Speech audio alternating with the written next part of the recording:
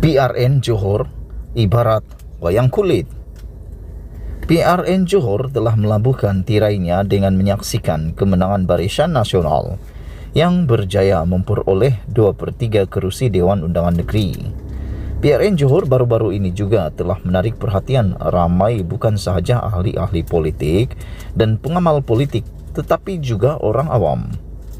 Ini kerana keterlibatan beberapa parti politik baru seperti Parti Muda dan Pejuang yang turut bertanding untuk mencuba nasib di beberapa buah kerusi. Termasuk juga Parti Warisan yang cuba untuk melebarkan sayapnya di Semenanjung dengan mempertaruhkan beberapa nama untuk dipertandingkan. Bukan itu sahaja, PRN Johor ini juga telah menjadi satu medan ujian untuk menguji kekuatan parti politik masing-masing.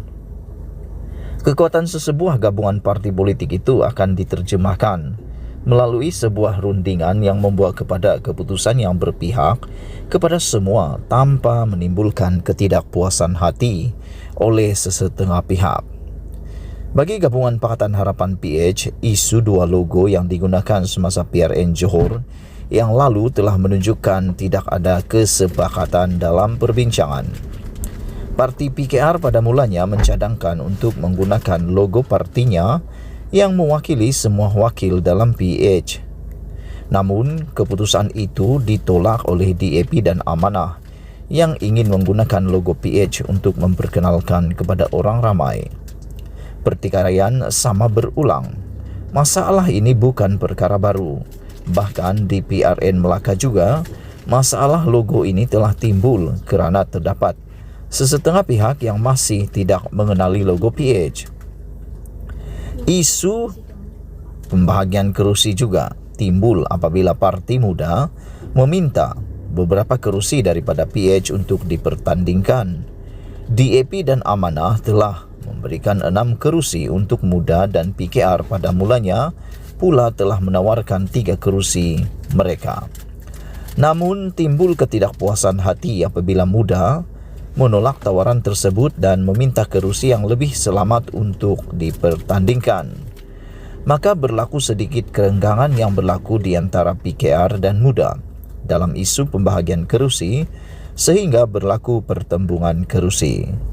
Selain itu, UMNO juga mempunyai masalah dalaman parti yang parah apabila wujudnya beberapa buah kem yang memberi sokongan kepada pemimpin-pemimpin tertentu. Tidak dinafikan bahawa PRN Johor ini berlaku disebabkan oleh tindakan kluster mahkamah yang cuba untuk menaiki puncak kuasa. Mereka bukan sahaja menjadikan PH sebagai sasaran, tetapi juga Parti PAS dan Bersatu juga turut menjadi sasaran yang sama. Bagi mereka, inilah masa yang sesuai untuk UMNO BN mengambil kuasa mereka semula setelah ditolak oleh rakyat semasa PRU 14 tahun 2018 yang lalu. Peratusan keluar mengundi yang sedikit dan perpecahan dalam parti pembangkang telah memberikan satu kredit kepada mereka untuk mengambil semula kuasa dan kedudukan yang hilang. Tidak ditolak kemungkinan berlakunya lagi PRN atau pembubaran parlimen bagi memberi ruang untuk PRU 15 diadakan. Kesemua parti-parti politik ini tak ubah seperti sebuah wayang kulit. Terdapat tangan gaib yang menjadi tok dalang kepada mereka dengan menyediakan skrip dan lakonan yang sama, yaitu menjanjikan kestabilan dan keharmonian kepada rakyat. Hakikatnya, kuasa dan kedudukan yang mereka inginkan. Peratusan keluar mengundi yang sedikit telah menjadi satu manifestasi rakyat kepada ahli-ahli politik bahawa mereka telah muak dan bosan dengan permainan politik yang dimainkan. Menjanjikan pelbagai tawaran yang akhirnya janji hanya tinggal janji. Tak kala rakyat sedang bergelut dengan kehidupan yang semakin sukar, ahli-ahli politik hanya cuba memikirkan kuasa dan kedudukan. Surat ini ditulis oleh Muhammad Azhar Salahuddin yang merupakan penasihat dan penyelaras NGO Adat. Dipetik daripada Malaysia Kini, tulisan ini tidak semestinya mencerminkan pendirian Malaysia Kini. Sekian, isu hangat petang ini, jangan lupa tinggalkan komen Anda. Sila tekan butang subscribe dan kita jumpa lagi. Bye-bye.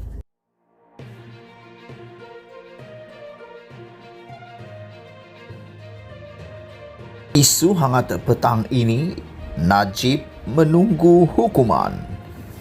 Speaker Dewan Rakyat Azhar Azizan Harun hari ini akan memutuskan sama ada kenyataan Najib Razak BN Pekan mengenai pembayaran balik 1MDB telah mengelirukan Parlimen selepas menerima maklum balas daripada Tony Pua, Pakatan Harapan PH Damansara. Saya telah meneliti penjelasan tersebut. Ia agak tebal dan saya telah duduk dengan MP Damansara mengenai penjelasan itu. Saya beri masa sedikit kepada Damansara untuk jawab. Saya sudah dapat penjelasan daripada Najib. Ia agak tebal.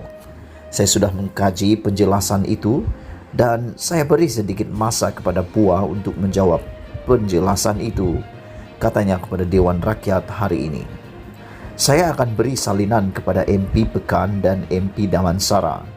Jadi mereka tahu apa yang diperkatakan. Selepas mendapat jawaban daripada Damansara, saya akan buat keputusan. Perkara agak rumit kerana ia melibatkan fakta dan butiran spesifik. Dan terpaksa betul-betul saya perhatikan apa yang diperkatakan itu mengelirukan atau tidak, tambahnya. RSN Raya PH Jelutung sebelum itu bertanya mengapa Najib masih belum dirujuk kepada jawatan kuasa hak dan keistimewaan Parlimen kerana mengelirukan Dewan Rakyat.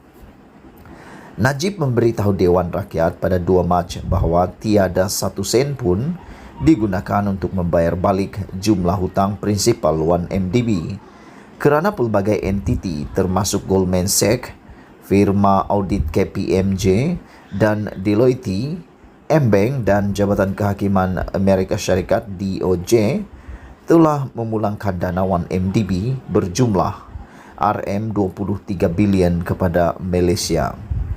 Menteri Kewangan Tengku Zafrul Abdul Aziz pula berkata, kerajaan hanya membayar balik faedah yang ditanggung dalam hutang 1MDB dan jumlah prinsipal hanya akan dibayar pada Mei apabila bon pertama matang.